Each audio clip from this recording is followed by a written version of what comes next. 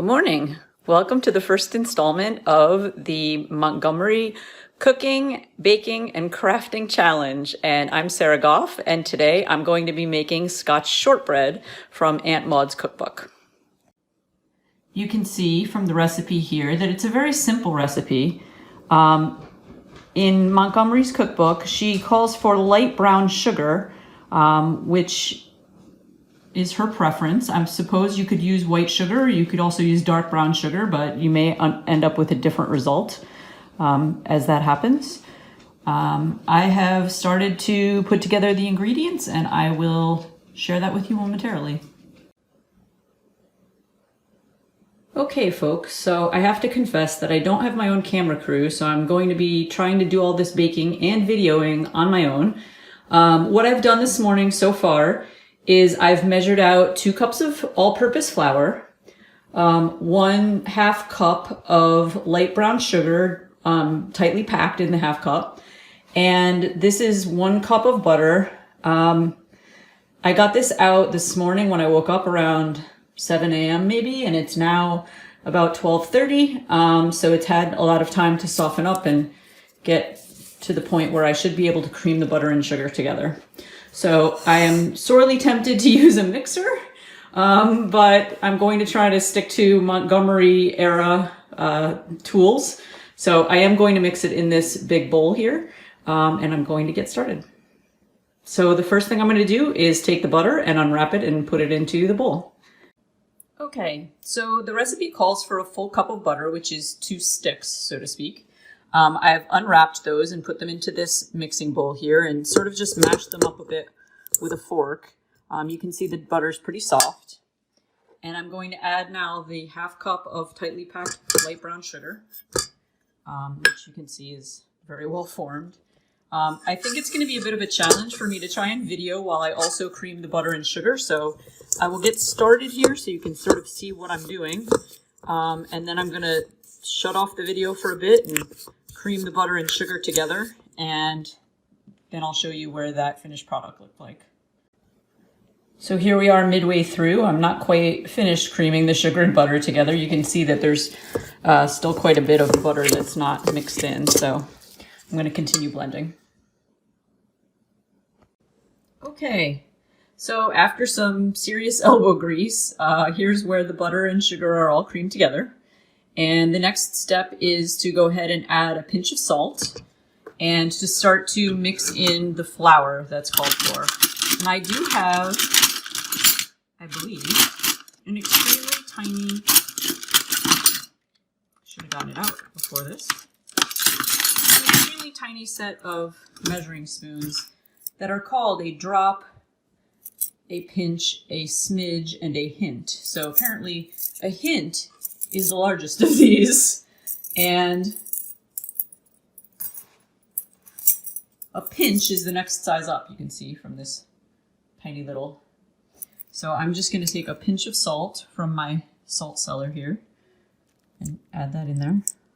Oh, I'm not very good at this videoing thing, you guys have to bear with me. So I've just sprinkled some salt in there, and then I have my 2 cups of flour that are pre-measured, and I'm just going to shake a little bit in, and then I'm going to mix it together with the fork. And I'm going to continue to do that until I have mixed all of the flour into the mixture. Also, while I am mixing the flour and sugar together, I'm going to start to preheat my oven. It suggests to bake at 275, which to me sounds very low, but I'm going to just follow her instructions and set it to 275. So while I'm mixing in the flour, I'll be preheating my oven. Okay folks, as you can see, I've mixed most of the flour in at this point. I don't have an even texture to the crumb just yet, so I'm going to continue mixing it a little bit longer. Make sure that I've got it to the point that it's well mixed. Just a point of interest, shortbread is actually named shortbread because of its crumbly texture, which comes from an old meaning of the word short as opposed to long. Apparently, according to Wikipedia, thank you Wikipedia, the cause of this texture is because of the high fat content, which makes sense. There's a cup of butter to 2 cups of flour in this recipe. And apparently that butter prevents the formation of gluten strands. So that's what gives it the crumbly texture. And shortbread was traditionally produced as a special occasion dish for like Christmas or New Year's or for weddings. And in Scotland, it was traditional to break a decorated shortbread cake over the head of a new bride on the entrance to her new house, which I thought was kind of interesting. So it was definitely a special occasion cookie or cake, depending on how you look at it, I guess. Ooh. Okay, so I've got it pretty well mixed now, and the next step, it says, is to turn the dough out onto a lightly floured board and knead it until it cracks. I have no idea what that means. So I'm going to give it a whirl. I'm going to see if I can prop the video up so that you can see what I'm doing with the kneading, and we'll see how it goes. Okay, let's see if you can see what I'm doing here. I'm going to do my best. I don't know if I would call this a lightly floured board. It's more like I dumped some flour on top of a cutting board. And it's also very crumbly, so I'm not sure what it means by kneading it until it cracks, but I guess I'm going to find out. It doesn't even seem to be one big ball of dough to me just yet, so let's see how we do here.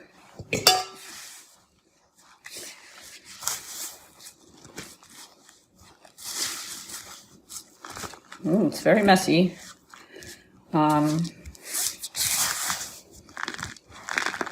I'm glad I'm wearing an apron. I'm going to try and back it up a bit. You can see it's still very crumbly. Bits of it are falling off.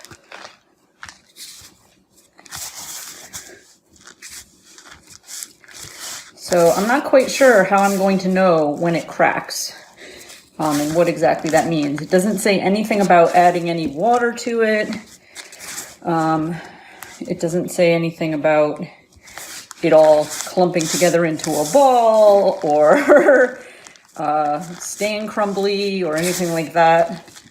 And it doesn't give any indication of how long you should expect to have to knead it. So I'm going to knead it for a little bit, and I mean, it is crumbly and cracking, but I don't know if that's what they mean by cracking. So you guys are just going to have to participate in this experiment with me and see if it turns out maybe this is what they mean by cracking. As I mold it together into a ball here, it does seem to be coming together. The fat seems to be sticking the flour and sugar together. Okay. And as I move it around, it does seem to crack and crumble. You can see a bit. I'm going to knead it a little bit longer, and then I'm going to call it done, because how will I know one way or the other? I'm just going to have to give it a whirl and stick it in the oven and see if this was what they meant by cracking. It does seem to crack each time I press down, so you can see it's sort of cracking. So I'm going to stop the video here and get my pan ready. Okay, so here's what the dough looks like at this point. It's very crumbly. My oven is heated to 275, so I'm going to get ready to press this into the pan. Montgomery's recipe calls for a 10-inch square pan, but then the cookbook recommends a 9 by 13-inch pan and an increased baking time. I don't have a 10-inch square pan. I have an 8-inch square pan. So I'm going to use a 9 by 13 pan. So I'm going to take this dough. I think it's going to make for very thin shortbread, which is probably a good thing. I'm going to lift this whole thing up and just dump it in there. We don't stand on ceremony in my kitchen, so anything that falls on the floor, the dogs are probably going to be overjoyed. So here's what it looks like in the pan right now. I'm going to need to get a spatula and give it a pressing down. So I'm going to do that in a moment. Okay. So I'm working on pressing it into the pan here. It's actually working better for me to use my hands. at least to try and get it even initially, because pressing it down with a spatula, it just sort of making it crumble more. So I'm getting at least the initial press in here by hand, particularly to make sure that the thickness is even, which, because I dumped it in there in a big ball, it takes a little bit of work. So once I get this even with my hands, then I'm going to press it and try and make it a little bit neater.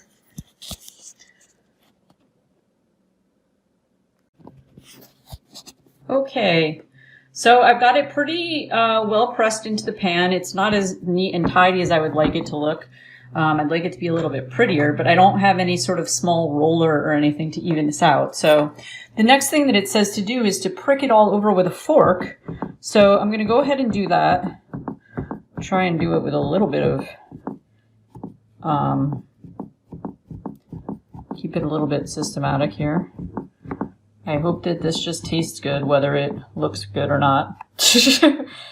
I do know that some people have things that they can roll through the shortbread that give it a different design, and it can really look quite beautiful, but unfortunately I don't have anything like that, and given that it's coronavirus time, I'm not going to go venturing out to any cooking stores or for baking supplies. So I've pricked it all over with a fork, and I think it's ready to go into the oven.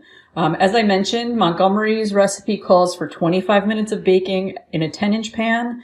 The cookbook itself suggests that you bake it in a 9x13 for 40 to 45 minutes. So I'm going to put it in for 20, and then we can check it after 20 and see how it looks.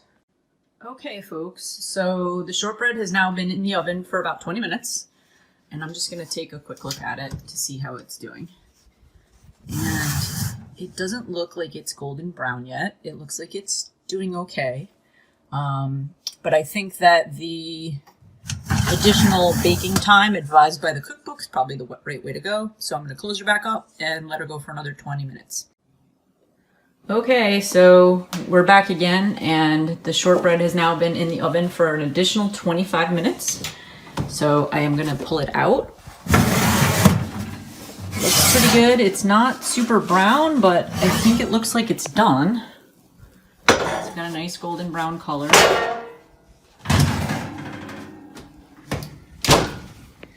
Looks pretty. Oh, there's my timer. So I'm going to let it sit here and cool a little bit, and then we'll come back and cut it, and we'll give it a taste. So the shortbread has had time to cool, and I've cut a few pieces here, and I've made myself some nice Scottish breakfast tea to go along with it here. We're going to give it a try.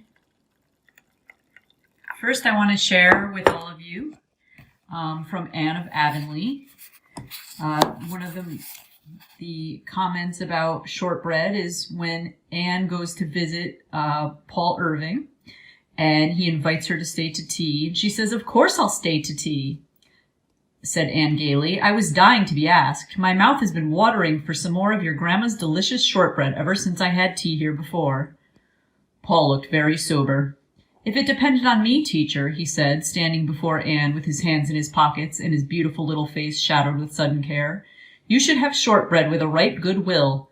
But it depends on Mary Jo. I heard Grandma tell her before she left she wasn't to give me any shortcake because it was too rich for little boys' stomachs.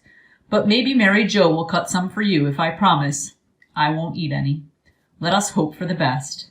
"Yes, let us," agreed Anne, whom this cheerful philosophy suited exactly. "And if Mary Jo proves hard-hearted and won't give me any shortbread, it doesn't matter in the least, so you are not to worry over that." So let's try it out here. I'm going to pause for a second. Okay, I'm going to test the shortbread out for myself. You can see it's actually very thin because I made it in the 13x9 pan.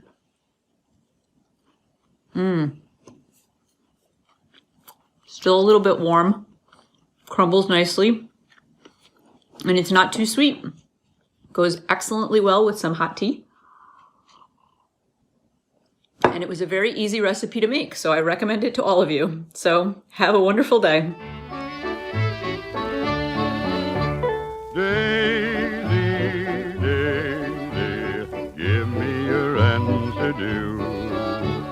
I'm half crazy, all for the love of you. It may be a stylish marriage, I can't afford a carriage, but you'll look sweet on the seat of a bicycle built for two.